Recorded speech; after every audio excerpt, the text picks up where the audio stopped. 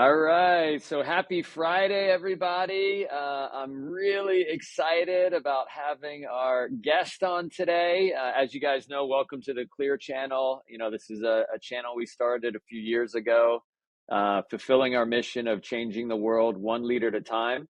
Over the course of all these videos we've done, sometimes we bring on some people from different industries. Sometimes we bring on people from our industry. And today we have a very special guest, and it's Sarah Lavonne. So let me tell you guys a little about Sarah, and then Sarah, if you could tell a bit about yourself as well. So Sarah's been a pioneer in the nursing and the birth education industry. She's the founder of and CEO of Bundle Birth, a nursing corporation, with a vision to unite people and patients and medical personnel through the education and support. Her team has developed a community of learning and a platform online where you educate other nurses and other practitioners to accomplish their goals. And you have 250,000 followers on YouTube, I saw. So you got obviously a lot of people that obviously have learned from you. And we can't go into the details of some of these celebrities and A-listers that you've been working with and worked with lately because of different agreements you have, I know. But I just want to say thank you so much for jumping on this morning. I know it's early out in California, but thank you so much, Sarah, for being on today. Oh my gosh, thank you for having me. I love doing stuff like this, and talking business and talking history and looking back and looking forward is really fun for me. So thanks for having me. Yeah, my pleasure. So for anyone that doesn't know, Tanya is one of our partners in the business. You and Tanya kind of grew up together, right? Do you mind telling us about childhood, where you were? I know your family lived in South America for a period of time, and then you went to college in the US. So just tell us about life and growing up. Yeah, so I was born in Minnesota. Yeah, sure, you betcha. Don't you know? And then I moved to Ecuador when I was 12, and that's where I met Tanya. And I went through all of middle school and high school in Ecuador, graduated high school there, and came back to the States for nursing school. So I really came out to California. It was Los Angeles that I went to nursing school, and that was I didn't really know anyone out here, but there was a good nursing school, and I felt like I should be a nurse, not at all knowing what that meant hardly, but I did it. And then I've been here ever since. I don't know that I ever intended to stay in California, but it's sort of everything has just like clicked in place for me along the way. And so here I am. I don't even know how many years later, like at least 15 years later. And I've been in LA, and now I would say LA is home, but I grew up in Ecuador. And that experience of growing up in multiple places and being exposed to so much and learning another language and sort of establishing roots in various places, I think has really shaped me to who I am and helps me connect with the masses. Yeah, I love it. I love it. And it's very interesting. I didn't mention this earlier, but I'm half Colombian. So my mom was born in Colombia, in Bogota. She was first into the US at 18, and then met my father, the gringo. That was the American. And then we came along. So I'm very familiar with similar things. Yeah, similar story. So tell me about this journey of your business, right? So you study nursing, and then you practice for a little bit, or how did it go? How did it develop from college and then to being the CEO of Bundle Birth and getting that off the ground? How did it go? Yeah. I can definitely answer that question, but at the same time in my head, I'm like, I have no idea how I ended up here. Never intent. And mind you, I'm so grateful, and it is exactly what I'm meant to do. But I think that's so interesting about life, right? That like you can imagine what your future looks like. And then if you flex and flow, as I've coined for my business and life, if you can flex and flow, it's really fun to find the adventure in life and where it can take you. So I started in nursing school in California, graduated, got a job directly into labor and delivery, which is pretty rare for a nurse. You kind of normally have to do like basic specialties or non-specialty nursing and then move into a specialty. But I started right away, which was really great, at a really awesome hospital in downtown that served like a very specific patient population. I got to speak a ton of Spanish. I feel like my Spanish almost got better than when I was living in Ecuador, and really gained a ton of experience.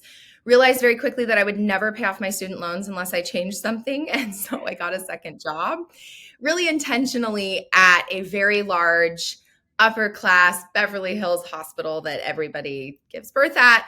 And that was really just to sort of give a varying experience and push me outside my comfort zone to show what birth can look like in various environments. So I started there, paid off my loans, hallelujah, and then eventually went full time at that hospital. And once I was there, it's sort of what I've learned about myself across time is that I learned very quickly. And once I learned that, then I sort of get bored. And I'm like, all right, well, what else can I do? And so throughout my time at that hospital, I was chosen with a group of 8 other nurses to completely revamp their childbirth education program. We went in and developed their classes for the hospital system. I then sort of created this job for me and fell into this job called peer mentor, where I was mentoring nurses on the floor that were getting off orientation after their training. So I was sort of a first responder to all emergencies. I'd go to all the births and then mentor them on the floor, did a bunch of nursing education, la-di-da. All these things led me to eventually in a managerial position running the childbirth and parenting education program at that hospital. But I never imagined myself as a manager in administration, like not with families. And so there was a piece of me that was like I love birth and I want to be in birth. And then also I loved my team and I loved the mental challenge of leadership and development and all of that. And so I did that for a while and then I quit my job and started bundle birth, basically. Long story short, I guess I sort of just got to a place where I felt like I had maximized my reach from the inside out. And I had all these ideas and I was seeing the birth world through the community lens, now doing outreach and childbirth classes, but then also from the inside of seeing families come in and be traumatized through their experience or not be prepared or have a poor experience based on expectations, et cetera. And so I had all these ideas of how I was going to fix it. And they really wanted nothing to do with me. And so I sort of and very much naively was like, I'll do it myself. Which if I would have known what it takes to be an entrepreneur or business person, and again, my degree is nursing. I have zero business background. I have Googled my way to this place and asked a lot of questions, but I don't think I would have done it if I would have known really how challenging it is. But I'm really glad I did, because here we are 5.5 years later, and really started Bundle Birth with the idea of reaching families. And that's when I started a YouTube channel and really pushed into social media, developed some private childbirth classes, taught in the community, and then became a birth coach. And that experience of moving into the community side and really functioning as a doula, but I say a doula on steroids because my background and experience is so extensive and medical based that the families that I'm serving they can access my nursing knowledge in their care. And so started doing that, wasn't paying my bills, bled through all of my savings, cried on my floor for days. And then eventually things started to turn around. That's the very short story. And at some point, just kind of was paying my bills, was things were moving forward. YouTube kind of took off and was looking at the scenario and saying, okay, I've done this now and I've established myself and I'm not quite so stressed about my future.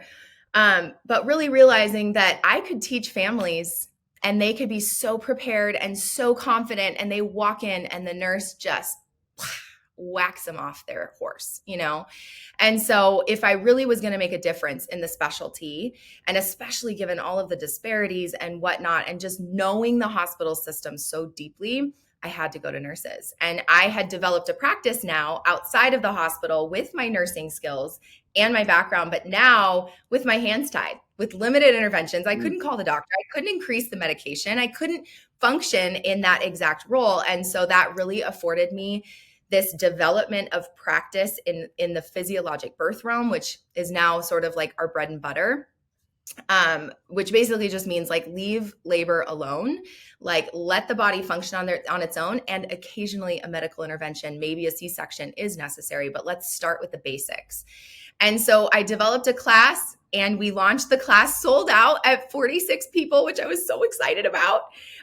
It was January of 2020. And so with all these plans of going into hospitals and this training and blah, blah, blah, And we added a second date, sold that one out, went super successful. COVID hits, and what are we going to do?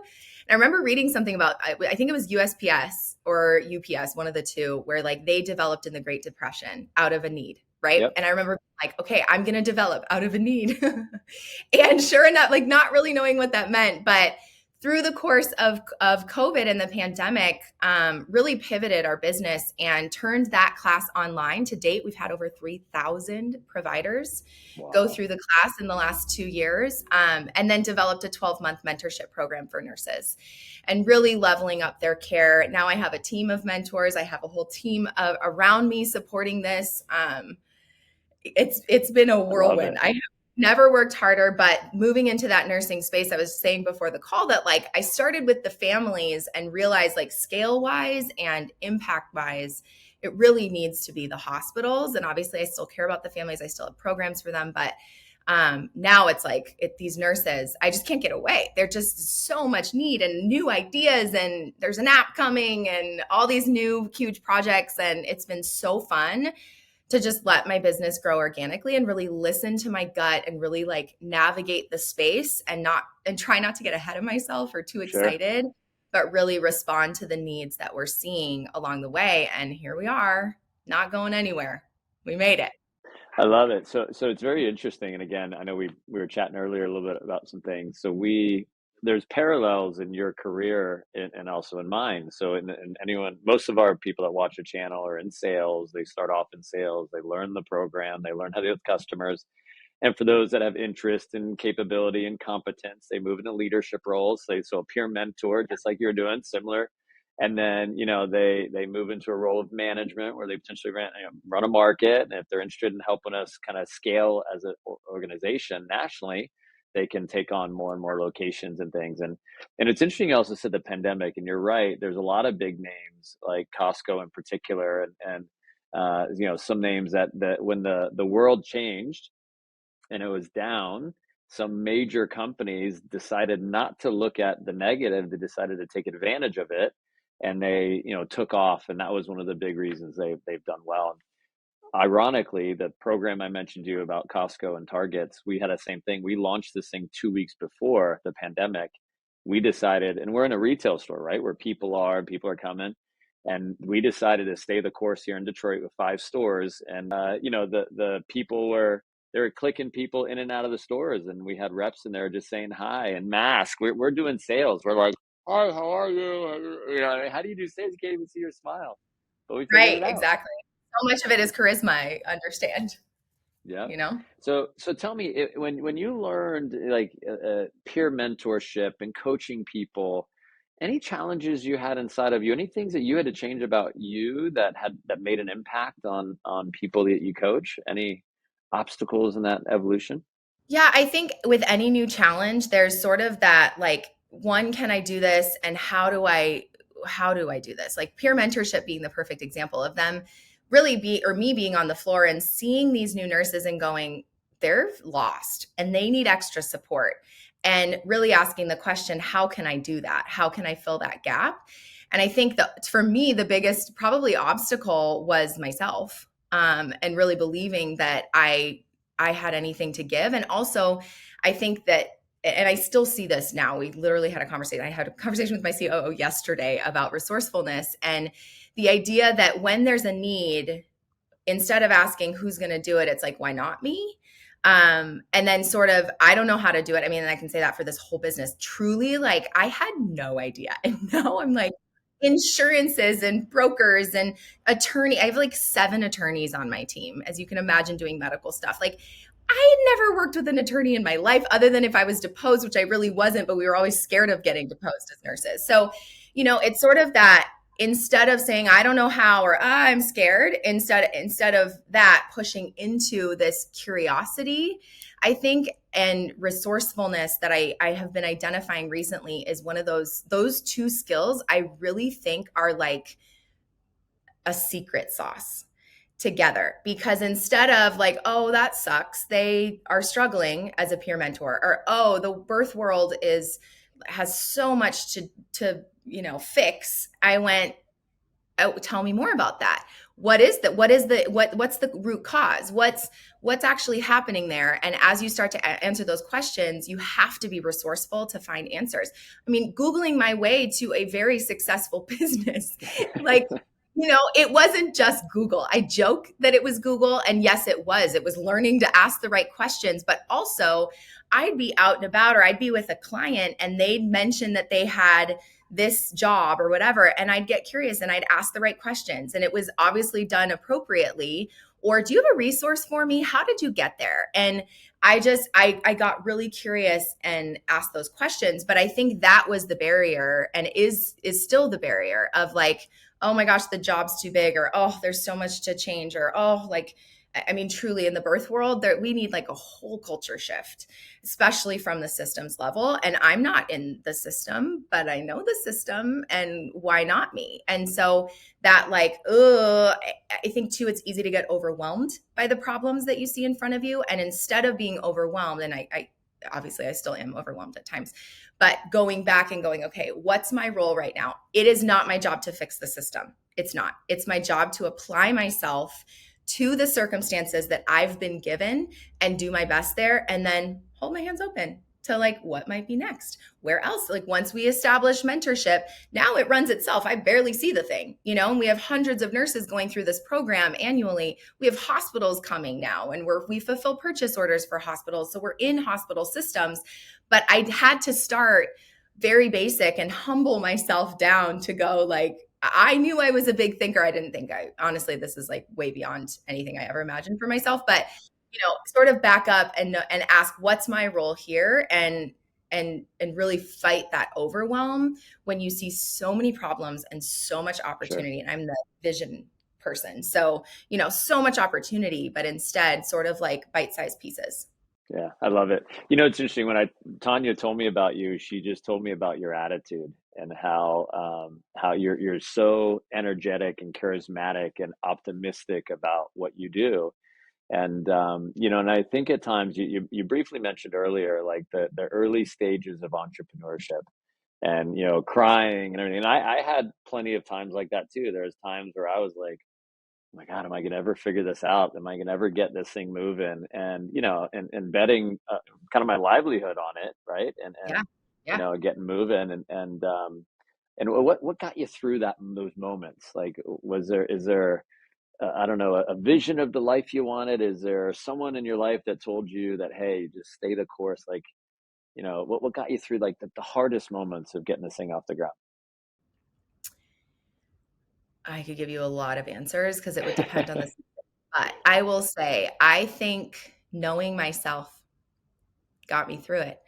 I have a really strong support system. So my family and I are very close. I have incredible friends that believe in me.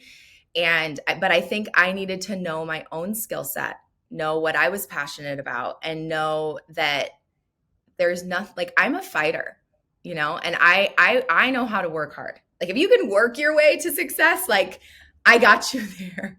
And so I think honestly, coming back to, and thank goodness I had done the work ahead of time to really understand, not and know myself professionally, absolutely, and know the quality of nursing care that I was able to offer, but also those soft skills that I possess, that are the therapeutic communication, that's like the listening, that's the empathy, that's like the what I'm seeing here is this.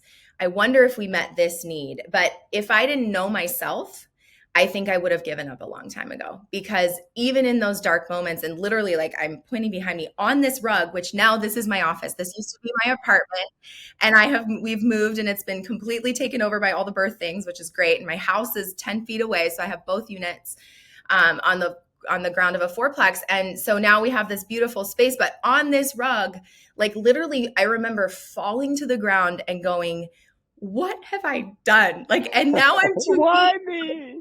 Right. And like, I could go back to the hospital, but like, I see the light. And I think there was a combination of like looking at where you were and saying, what have I done already, to know that there's evidence? And then also looking forward and going, look at how much closer I am to this goal than I was even even 4 days ago. Truly, like sometimes the progress is that much. So that combination of really practical knowledge and kind of like looking at the facts and what's the evidence in my life. The evidence in my life is that I'm a really good nurse and I have a lot of skills, and I have like a very weird combination of skills that coupled together, like boom, I'm in the place I know I need to be. And even though the money's not there, and even though the clients aren't there, like this is where I belong. And really settling into that by knowing myself, I think that's what pushed me through when I was struggling so much. And being like, nope, it like all the external, all the lack of money, all the this and that. I did a lot of money mindset work along the way, and none of it matters because I know that this is working out for me. Um, and the only hope was actually believing that, and a little bit naively believing that and being like, oh, you're dumb for thinking that. But I was like, no, this is coming. This is coming. It's not here now, but it's coming. I love that. So Yeah, I one of the messages I try to share with anyone that's willing to listen is the most important conversation you have is the one you have with yourself, and absolutely. and what you say, what you believe. There's so many things in this world that people, it starts in the mind before it's in the hand, and Absolutely. when people believe, that's the first big step, and then once they believe, their energy and what they put out and the vibrations and everything, it just attracts the right people, and the right opportunities kind of start falling in your lap, and just like things start going your way. So I love it. I love it. It's so interesting to me how successful people and things that accomplish great things and make a massive impact on the planet, just there's threads of similarity, right, on Oh, their path. completely. Well, and I studied that. Like when I would like literally be on my couch in the midst of the pandemic with no team, no support, like being like, what am I going to do? How am I going to pay my bills? And I pivoted with my private clients and said, hey, now you've been wanting me because I had this online presence, and now you can, because regardless, your person's going to, or your support team's going to be at home. So I pivoted in that, and I mean, and was obsessing. But regardless, I sat there and I said, like, this I have to hold on to that future, and I know it's there, and I have to envision it and manifest it and sort of focus in on those goals and get beyond my circumstances. um and it will never look exactly like you thought it was, Mhm. but that's part of it, of like really. And I use this imagery of sand. I teach with this. I like, this is a part of my brand now because it's been so impactful for myself personally. But like picking up sand, and you can grab the sand and inevitably things are going to fall out. But how much more stressful to hold on like this versus hold on like this and trust that the sand that falls, sometimes we need to let go of things that we're holding on to so tight, and so trust that the sand that's going to fall away is blowing to the wind exactly where it's supposed to be, and what is left over is really like what's meant to be there. So that's also carried me along the way as well. I love it. I love it. It's interesting, and you use the word obsessed, right? And Mhm. again, another thing that I think about for successful people is they make a decision and they become obsessed about their goals, and then they align. People ask me a lot about, hey Ken, tell me about balance. Tell me about, kind of getting my career going. And in my eyes, there is limited balance when you're obsessed about things and you want to Yeah. grow. And you ever have anybody along the way kind of tell you you're crazy and it's not going to work? Oh, 100, not everybody, but like kind of. It felt, I mean, the amount of sacrifices that it's taken, to be honest. I've lost relationships over it, and jealousy, and like, who do you think you are? And there's been a whole lot. I feel like a theme is people and this is the way we are as humans. So this is not just unique to me, but people decide who you are based on external appearance, and they don't know your heart. And so there's been a lot of personal challenge in that. But I think for me, like turning outward, and really focusing on my future and what the end goal is, really helps with that. Go back to the original question. I'm like, I got distracted about like the challenges. Yeah, and you mentioned the end goal, right? So as you're developing this platform and you're making such a and you again, it's so interesting what I've heard already. It's like, yeah, we have hospitals now. We have, and then there's subtle just comments you're making, but that you're Mhm. signing hospitals that have hundreds of nurses, and and again, thinking about opportunity and the size of the business you're building, and it's like organically growing. It's such an impressive situation. The when you look at that business now, like where do you envision it, and is this the kind of the path now? I know you had started here, you pivoted, and now you're all in on it. I know that, so you mentioned earlier, where is it going to go 3 5 years down the road? What are you seeing? So I first of all will say I hold very loosely to this, but I have also now I see it. I think we'll move into a space that would be that like bundle birth becomes it's like headquarters now, but like loose headquarters, like I always joke that like we're playing business and we're not, but we are. Like it very much feels like we're playing business. So I would love a space that has an environment there's a creative space, there's a teaching area where we can host events. And then obviously our team has the space that it needs. But I see my team growing. I mean, that's really the big goal right now as I'm looking at scale, and we've been anticipating scale and getting our ducks in a row. For that, it's taken a little slowdown to like there was so much momentum and it was just me for so long that there's only so much one person can do. And so Yeah, now it's like, okay, let's get this in line. Let's make sure this is ready. And that's been painful for somebody who thinks big and who likes to move and who moves quickly and gets things done fast. And so, mind you, good. I see the benefit. We've done it, but it's like for me. And so we've gotten our ducks in a row. And I think for me, the dream is a national brand that this would be the expectation for hospitals that and already like so much has happened in 2 years that I'm like, what the hell? We're like in every hospital in one way or another in the States and a lot of Canada. We have influence in those places. I'm like, never in my wildest dreams. Like, what in the world? So I want to see us scale to that place where it's just a household name for both families and nurses. Because when they're speaking the same language, they're immediately connected. And that physiologically affects labor to go better. And mentally, there's nothing worth your mental health that, like, there's too many families coming out of their births traumatized. And that's one of our big yeah, missions here. And so when they're speaking the same language and they're able to feel safe by the care that they're given, and they have that quick bond that we already see happening when families take our stuff, and then nurses are also a bundle birth nurse, and then they're like, oh, we're best friends, and oh, they get me, I'm going to get good care, and that reputation is just so yeah, life-giving to me. So yeah, that, and then I really have big dreams of completely shifting the culture of birth in the US for specifically hospital birth. I think so often the recommendations, you see these documentaries and the money being put into it is like midwives and home births. And while in certain circumstances, I love working with midwives and I believe that home birth can be done safely in the right environment and whatnot, but most people are still choosing to give birth in the hospital. We're not going to wipe the hospital system. And so for me, I think so often we think it's outside the hospital is the answer. And I really believe there's so much hope to the system of birth and the hospital in general. And I have a very hopeful outlook on that. And so my dream is that we contribute to a complete game change where people are receiving care that they walk out intact. It doesn't mean that everything went perfectly, but their brains aren't traumatized.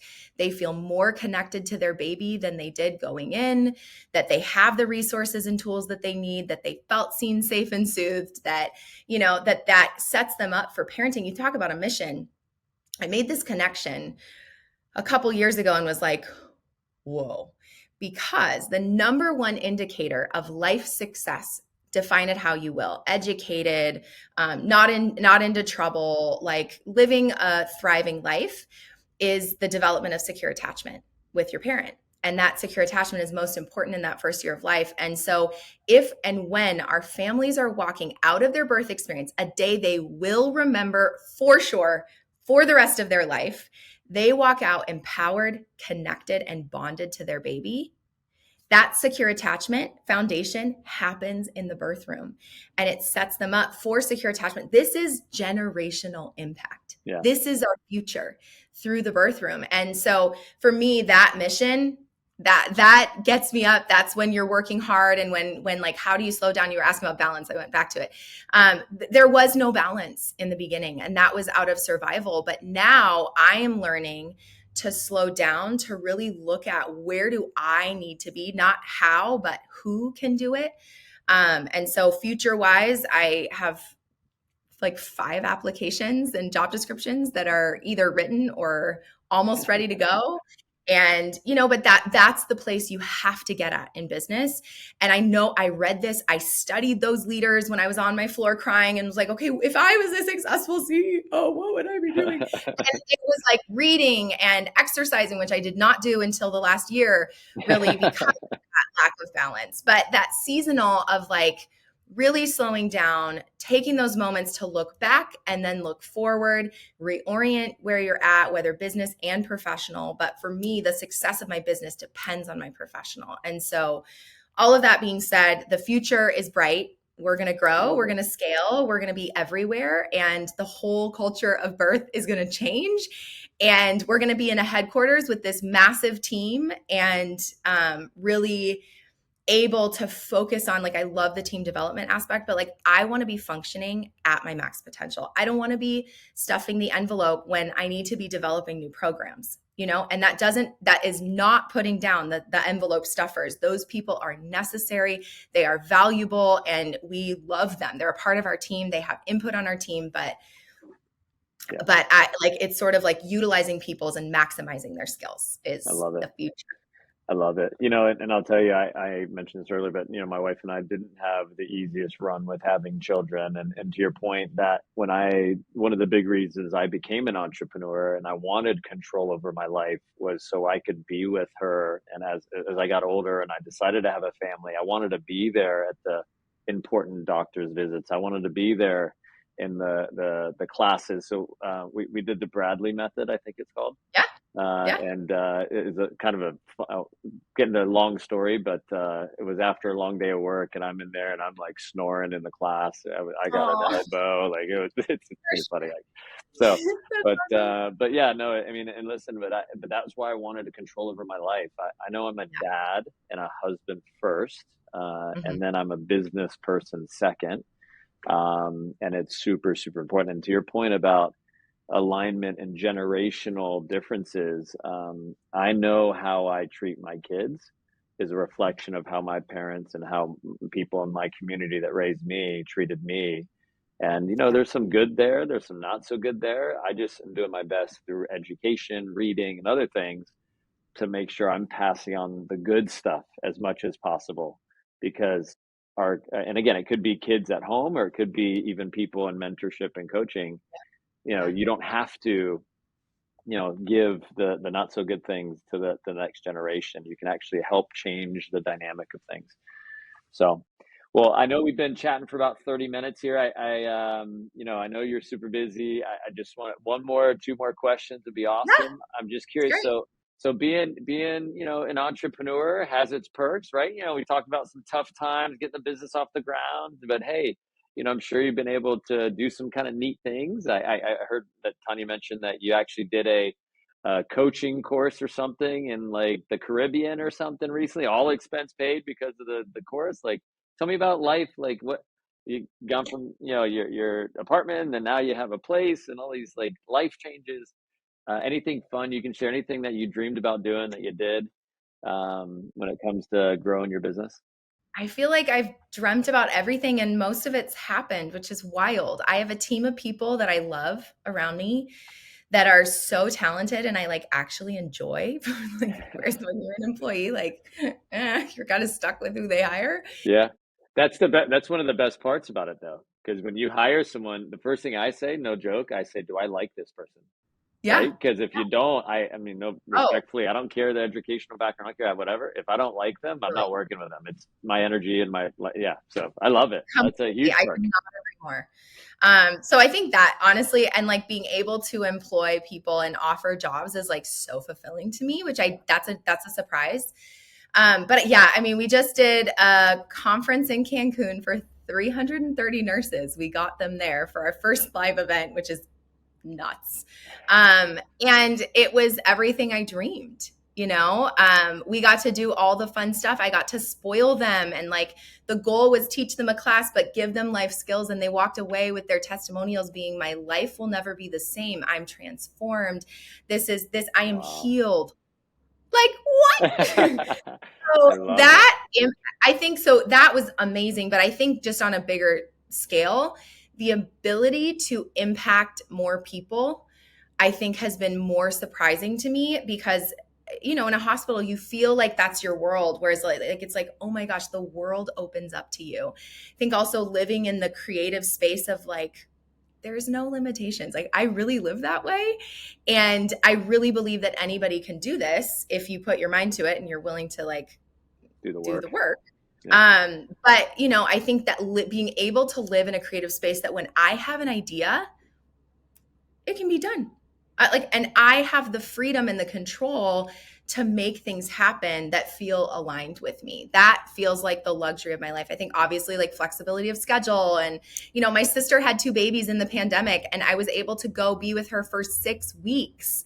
That would never happen if I was still in the hospital. And so I think all of that being said, I like now it's like, how would I ever go back? Yeah. Because of that flexibility. And even it's that mindset, creative spirit of freedom, of ability to just move through the world and like express. Yep. So a Yep. million things. I mean, that Cancun was like the peak so Yep. far. It was beyond to be able to look at these nurses and then also see the impact that we've had along the way was the biggest surprise of That's awesome. our retreat. Of like, whoa, this is like really impacting me. And they're crying to meet you. Like, it's okay, honey. Like, but to me, I'm this girl on a couch with my computer and Sure. or with a camera for YouTube, and they're like, "Oh my gosh!" Like my whole like, I'm like, "Whoa!" So Yeah. yeah, I'm just very grateful. I love it. And listen, I first of all, I want to say thank you again. I know it's early in the on the West Coast for Yeah, jumping on today on the channel. of course. I think and to your point, we actually have a conference coming up in our industry in a week or two, and there's gonna be like 3,000 people in Austin, Texas, and there's a lot of moving parts, and it's sometimes there's a few of us that we feel like rock stars in a way. It's kind of crazy, like, and it's like I'm just being me. I yes, I did this, I did that, I'm helped other people, and I don't know, like I'm just being myself, and it just goes to show you that it doesn't matter where you come from. It doesn't matter what your educational background is. It doesn't matter if you grew up in high or low or middle class. It's if you dream it, you believe it, then you can accomplish what you want to accomplish. So, Yeah, I so couldn't Sarah, agree more. thank you so much for jumping on today. Everyone that's on live, thank you so much. We'll see you guys next time. Please subscribe. Please share the channel with all your friends and family. And Sarah, thank you again for all your wisdom today. Thank you for having me here and giving me a place to share my story. I love it. I love it. All right, guys, have a great day. Happy Friday.